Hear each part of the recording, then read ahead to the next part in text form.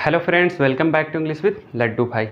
तो दोस्तों, आज का वीडियो बहुत ही इंटरेस्टिंग टॉपिक पे मैं लेकर आया हूँ, जिसका नाम है ऑब्जेक्ट वर्सेस कॉम्प्लीमेंट। जी हाँ, ऑब्जेक्ट और कॉम्प्लीमेंट के बीच में डिफरेंस क्या होता है वो मैं आज आपको बताने वाला हूँ, ठीक है। और इस वीडियो को देखने के बाद आपका बहुत सारा कन्फ्यूज़न जो होगा वो दूर होने वाला है, ठीक है। तो चलिए सबसे पहले हेडिंग देखते हैं। हेडिंग हमारा क्या है? Object versus complement. जी हाँ, ऑब्जेक्ट का मतलब कर्म होता है हिंदी में, ठीक है। और कॉम्प्लीमेंट का मतलब जो होता है वो पूरक होता है। ये यहाँ पे एल के बाद ई है, ठीक है। अगर एल के बाद आप आई लिख देंगे तो उसका मीनिंग चेंज हो जाएगा। जी हाँ, वो कॉम्प्लीमेंट का मतलब क्या होता है? प्रशंसा करना, तारीफ़ करना, ठीक है। अगर यहाँ पे मैं आई लिख दूंगा तो, लेकिन ये कॉम्प्लीमेंट का मतलब क्या हो रहा है? पूरक होता है, यानी पूरा करने वाला, ठीक है। तो किसी भी सेंटेंस का जो बेसिक स्ट्रक्चर होता है बनाने का, वो ये स्ट्रक्चर होता है। Subject plus helping verb plus main verb plus object या फिर कॉम्प्लीमेंट। ऑब्जेक्ट और कॉम्प्लीमेंट को ब्रैकेट में लिखने का मतलब ये है कि ऑब्जेक्ट का इस्तेमाल बिना किए हुए या फिर कॉम्प्लीमेंट का इस्तेमाल बिना किए हुए भी आप सेंटेंस को बना सकते हैं, जो मैं यहाँ पे 3 सेंटेंस लिखा हूँ। चलिए एक एक करके देखते हैं। I read. आई यहाँ पे सब्जेक्ट है, रीड क्या है? मेन वर्ब है। मेन वर्ब क्या होता है? जैसे लिखना, पढ़ना, उठना, सोना, बैठना, खेलना, गाना, कूदना, ये सब जो होते हैं मेन वर्ब होते हैं। यानी जिसके आखिरी में ना लगा होता है वो मेन वर्ब कहलाता है, ठीक है। तो रीड का मतलब पढ़ना होता है, ठीक है। तो सब्जेक्ट और मेन वर्ब मिलाकर यहाँ पे एक कंप्लीट सेंटेंस बन रहा है। आई रीड, मैं पढ़ता हूँ, सब्जेक्ट और मेन वर्ब मिलाकर, ठीक है। दूसरा सेंटेंस है आई एम रीडिंग, मैं पढ़ रहा हूँ। यहाँ पे सब्जेक्ट है, हेल्पिंग वर्ब है, सब्जेक्ट है, हेल्पिंग वर्ब है, और रीडिंग क्या है? मेन वर्ब है। तो सब्जेक्ट, हेल्पिंग वर्ब और मेन वर्ब को भी मिलाकर हम सेंटेंस बना सकते हैं, ठीक है। तीसरा सेंटेंस हमारा है आई एम रीडिंग इंग्लिश। यहाँ पे सब्जेक्ट है आई, एम क्या है? हेल्पिंग वर्ब है, रीडिंग क्या है? मेन वर्ब है, और इंग्लिश क्या है? ऑब्जेक्ट है, ठीक है। तो subject, helping verb, main verb और ऑब्जेक्ट को मिलाने से भी हम एक सेंटेंस बना सकते हैं, ठीक है। चाहे आप ऑब्जेक्ट का इस्तेमाल कीजिए या फिर कॉम्प्लीमेंट का इस्तेमाल कीजिए, इन दोनों में से आप किसी का भी इस्तेमाल कर सकते हैं, ठीक है, मेन वर्ब के बाद। तो चलिए सबसे पहले हम ये देखते हैं कि किसी भी सेंटेंस के आखिरी वाला जो पार्ट होता है उसको हम कैसे पहचानेंगे कि ये ऑब्जेक्ट है या फिर कॉम्प्लीमेंट है, ठीक है। उसके लिए मैं एक ट्रिक लिखा हूँ। ट्रिक क्या है? मेन वर्ब जो खाना, पीना, उठना, बैठना ये सब होता है, उससे हम व्हाट यानी क्या सवाल करेंगे, या फिर हुम यानी किसे या फिर किसको, ये 2 सवाल करेंगे और उसका एग्जैक्ट आंसर मिल जाए तो वो ऑब्जेक्ट कहलाएगा, ठीक है। चाहे आप क्या सवाल कीजिए या फिर किसे सवाल कीजिए, मतलब किसको सवाल कीजिए, ठीक है। इंग्लिश में अगर बोलेंगे तो व्हाट सवाल कीजिए या फिर हुम सवाल कीजिए, इसका जवाब जो आएगा वो ऑब्जेक्ट कहलाएगा। और दूसरा पॉइंट क्या है? नोट में लिखा हुआ है ऑब्जेक्ट में नाउन या प्रोनाउन होते हैं। जी हाँ, ऑब्जेक्ट में 2 ही चीज़ हो सकते हैं, या तो नाउन हो सकते हैं या फिर प्रोनाउन हो सकते हैं। तो अब हम दोनों के बीच में डिफरेंस देखने वाले हैं। इस तरफ जो सेंटेंस है वो ऑब्जेक्ट वाला है और इस तरफ जो सेंटेंस है वो कॉम्प्लीमेंट वाला है, ठीक है। ऑब्जेक्ट का मतलब कर्म होता है, ठीक है। तो पहला सेंटेंस हमारा क्या है? I am playing. प्लेइंग क्या है? Main verb. मैं खेल रहा हूँ। आप सवाल करेंगे क्या खेल रहे हो भाई, है ना। तो आंसर में क्या आया? क्रिकेट। तो क्रिकेट एक ऑब्जेक्ट है, ठीक है। इसी का हम नेक्स्ट सेंटेंस देखेंगे। आई एम गोइंग, मैं जा रहा हूँ। तो आप तो ये सवाल नहीं कर सकते हो कि क्या जा रहे हो, या फिर ये भी सवाल आप नहीं कर सकते हैं कि किसे जा रहे हो या फिर किसको जा रहे हो।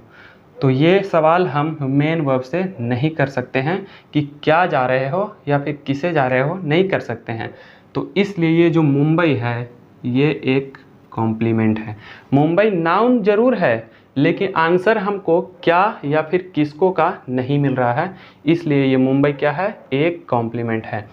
तो इस तरह के सेंटेंस के आखिरी में जो नाउन होता है उसको देखकर स्टूडेंट यही समझ जाते हैं कि ये एक ऑब्जेक्ट है, जबकि बात यहाँ पे क्या है कि क्या का जवाब आना चाहिए या फिर किसे मतलब किसको का जवाब आना चाहिए, ठीक है, तभी वो ऑब्जेक्ट कहलाएगा।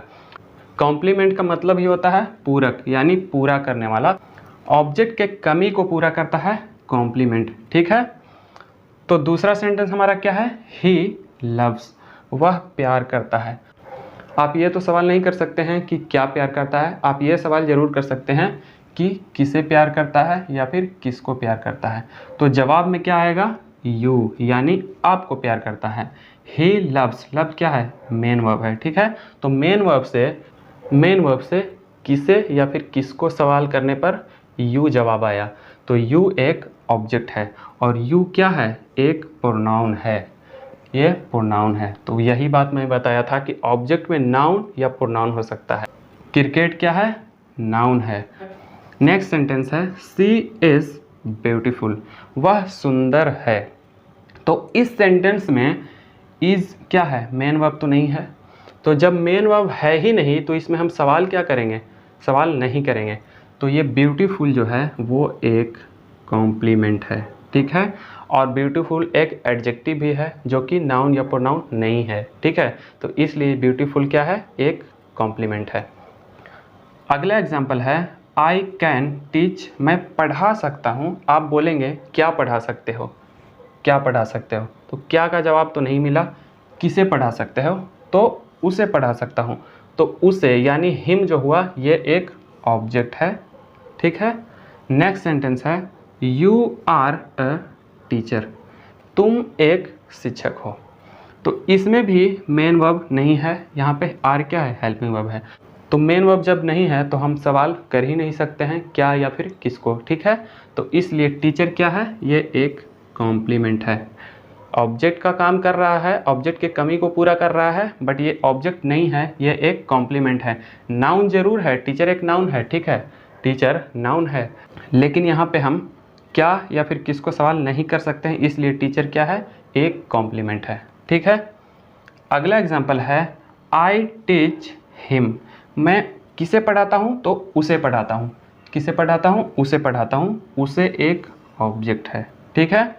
और क्या पढ़ाता हूँ, क्या पढ़ाता हूँ, तो इंग्लिश पढ़ाता हूँ। तो इस सेंटेंस में दो ऑब्जेक्ट है, ठीक है। अब दो जब ऑब्जेक्ट आ जाए किसी भी सेंटेंस में तो एक ऑब्जेक्ट डायरेक्ट ऑब्जेक्ट होता है और दूसरा ऑब्जेक्ट इनडायरेक्ट ऑब्जेक्ट होता है, ठीक है। तो इन दोनों को हम कैसे पहचानेंगे कि कौन सा डायरेक्ट ऑब्जेक्ट है और कौन सा इनडायरेक्ट ऑब्जेक्ट है, ठीक है। तो आप इस ट्रिक का इस्तेमाल कर सकते हैं कि क्या का जो जवाब देता है, ठीक है, क्या का जो जवाब देता है वो डायरेक्ट ऑब्जेक्ट होता है। तो आई टीच हिम, मैं उसे पढ़ाता हूँ, क्या पढ़ाता हूँ, इंग्लिश पढ़ाता हूँ। तो इंग्लिश एक डायरेक्ट ऑब्जेक्ट है, ठीक है। और होम का जो जवाब देगा यानी किसे या फिर किसको का जो जवाब देगा वो इनडायरेक्ट ऑब्जेक्ट होगा। तो आई टीच, किसे पढ़ाता हूँ, इंग्लिश, इंग्लिश में पढ़ाता तो हूँ लेकिन किसे पढ़ाता हूँ, तो उसे पढ़ाता हूँ। तो हिम जो हुआ ये एक इनडायरेक्ट ऑब्जेक्ट हो गया। लेकिन एक चीज़ आपको हमेशा याद रखना है कि जब दो ऑब्जेक्ट रहेगा तभी डायरेक्ट और इनडायरेक्ट ऑब्जेक्ट होता है, ठीक है। अगर एक ऑब्जेक्ट होगा तो चाहे वो क्या का जवाब दे या फिर किसको का जवाब दे वो हमेशा डायरेक्ट ऑब्जेक्ट ही होगा। जैसे यहाँ पे किसको का जवाब दे रहा था, यहाँ पे क्या का जवाब दे रहा था, तो ये दोनों डायरेक्ट ऑब्जेक्ट था क्योंकि एक ही ऑब्जेक्ट था। डायरेक्ट और इनडायरेक्ट का मसला तो तब होता है जब दो ऑब्जेक्ट होता है, ठीक है। तो दो ऑब्जेक्ट में जो क्या का जवाब देता है वो डायरेक्ट ऑब्जेक्ट और किसको का जो जवाब देता है वो इनडायरेक्ट ऑब्जेक्ट, ठीक है। अगला एग्जाम्पल है, सी लुक्स, वह दिखती है। क्या दिखती है ये सवाल हम कर सकते हैं, ठीक है। तो मोटी दिखती है, या फिर ये भी सवाल हम कर सकते हैं कि कैसी दिखती है, तो मोटी दिखती है। तो यहाँ पे मोटा क्या है, एक एडजेक्टिव है ना कि नाउन या प्रोनाउन। यहाँ पे क्या का जवाब तो मिल रहा है लेकिन फैट जो है वो एक एडजेक्टिव है, इसलिए ये क्या है, कॉम्प्लीमेंट है ना कि ऑब्जेक्ट। और एक बहुत ही इंपॉर्टेंट बात मैं आपको बता रहा हूँ, जिस सेंटेंस में ऑब्जेक्ट नहीं होता है यानी कॉम्प्लीमेंट होता है, उस सेंटेंस का आप पैसिव वॉइस नहीं बना सकते हैं। मतलब ये हुआ कि ये चारों जो सेंटेंस है इन चारों का आप पैसिव वॉइस नहीं बना सकते हैं, और ये चारों जो सेंटेंस हैं इन चारों का आप पैसिव वॉइस बना सकते हैं। और दूसरी बात ये है कि नोट में क्या लिखा हुआ है, कॉम्प्लीमेंट से पहले प्रयोग होने वाला वर्ब, चाहे वो हेल्पिंग वर्ब हो या फिर मेन वर्ब हो, ठीक है। कॉम्प्लीमेंट से पहले प्रयोग होने वाला वर्ब क्या कहलाता है, लिंकिंग वर्ब कहलाता है, यानी जोड़ने वाला वर्ब कहलाता है, ठीक है। तो लुक्स यहाँ पे क्या है, मेन वर्ब तो है लेकिन ये जोड़ रहा है फैट और सी को, इसलिए ये लुक्स जो है ये एक लिंकिंग वर्ब कहलाएगा, ठीक है। यहाँ पे आर क्या है, एक लिंकिंग वर्ब का काम कर रहा है। ये हेल्पिंग वर्ब जरूर है लेकिन इसको मैं क्या बोलूँगा, लिंकिंग वर्ब बोलूँगा, क्योंकि यहाँ पे ऑब्जेक्ट नहीं है, यहाँ पे कॉम्प्लीमेंट है, ठीक है।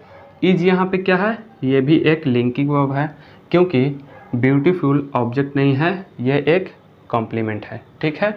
यहाँ पे एम गोइंग क्या है, ये एक लिंकिंग वर्ब है, क्योंकि यहाँ पे मुंबई जो है ये ऑब्जेक्ट नहीं है, कॉम्प्लीमेंट है, ठीक है। तो आज के लिए बस इतना ही। वीडियो अगर अच्छा लगा हो तो वीडियो को लाइक करें, शेयर करें, और अगर आप इस चैनल पे पहली बार आए हैं तो चैनल को सब्सक्राइब कर लें ताकि फ्यूचर में आने वाले हर एक वीडियो का अपडेट सबसे पहले आपको मिले। Thanks for watching this video.